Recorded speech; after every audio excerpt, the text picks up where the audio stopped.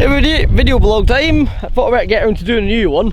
Last time I spoke to y'all, I was really excited because I'd got the job. And of course now it's like 2 and a bit weeks later, 3 weeks later, I've lost count how many when I actually started. So far, I'm really enjoying it. It has to be said, it's really hard work.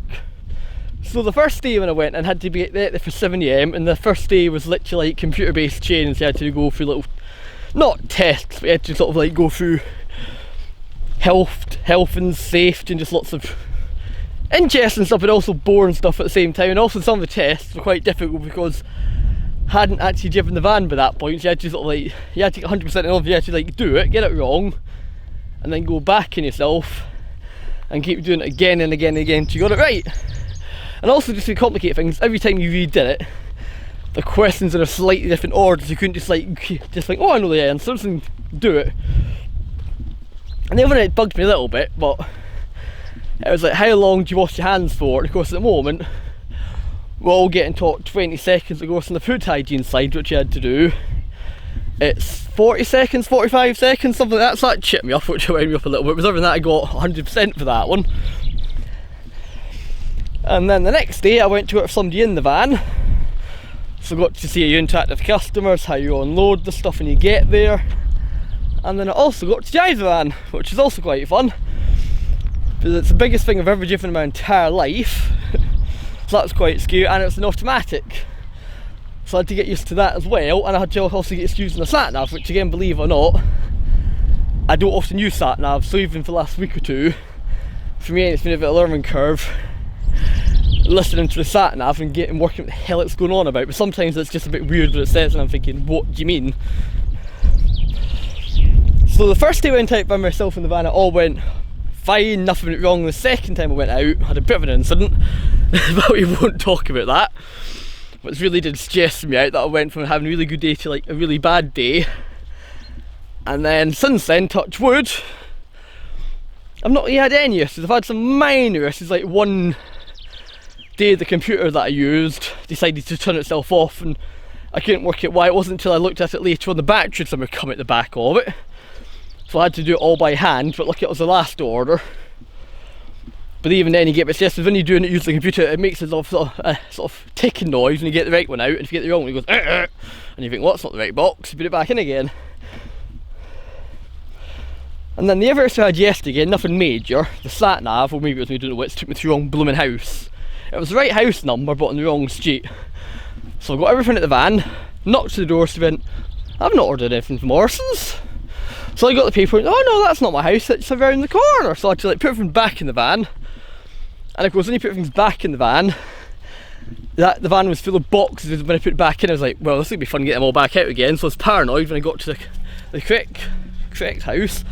I got the wrong ones, like we do for like paperwork, what lists what box number, so I had to basically just go through it all and get the boxes out and then take them all off again because they'd done the right ones.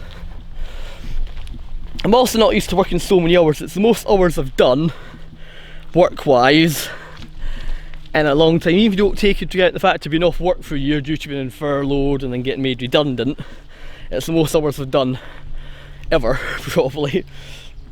I've gone from doing like 18 to 20 hours, sometimes 22 hours in a week, up to doing 30 hours, which I know doesn't sound enough, but when you're driving a van and hefting quite heavy boxes about, it was like some customers have been getting to the order doing 10 crates, and you think, well, that's not much, but 2 or 3 of them crates come out, say, beer, bottles of wine, bottle of water, and they are quite heavy.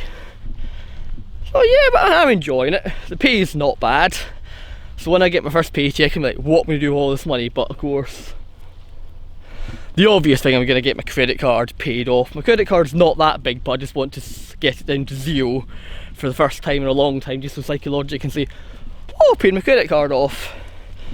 And then the other stuff will be obviously boring stuff. I'm going to build my savings up again because of that. Whereas in furlough, I was only on 80% of my wages, which wasn't actually that bad because of the fact I wasn't using my car. Well, I couldn't use my car, so I was just having broke down on me.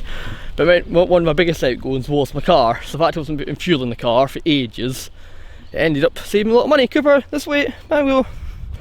And as you probably know if you follow me on Twitter, my car broke down October I went to get it MOT'd and it would just not start, and it just sort of sat there up until literally about 2 weeks ago when I got a mate to tow it to the garage for me. And at first they said it looked like it was buggered, but then it seemed what had happened, they thought, yeah, it's a bit strange, I can't just like do that if it's, you've not driven the damn thing.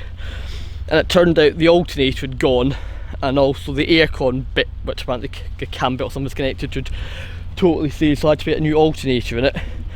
And then you put a new cam belt in it, missed the aircon in it, but yeah, but I haven't used the aircon in that long, so I just didn't see the point in spending a fortune to get the aircon fixed.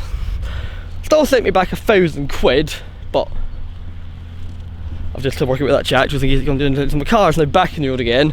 I did look at getting a new second-hand car, but I thought I could spend £1,000 or more on another second-hand car. But the thing with that, you don't know what's happened to it before you get it. So you might have it for a month, or it might be down, you might have it for 10 years and it might be no problems with it. So I thought I'd rather put the money into my car and get it fixed. It's in my head, since it's my car, I know what I've had to get done to it over the years and what could go wrong with it. So in my head, if I spent £1,000 on it, if I get another 2 years out of it, I'll be pretty happy.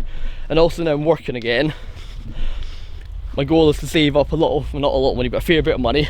So when I do get into getting another car, one, I don't have to rush to buy a new car because I know what I want, and two, hopefully the finance built up to buy one, even if I have to, let's say, put down a £2,000 or £3,000 deposit and then pay the less monthly, it'll still, in the long run, it'll save me money on insurance.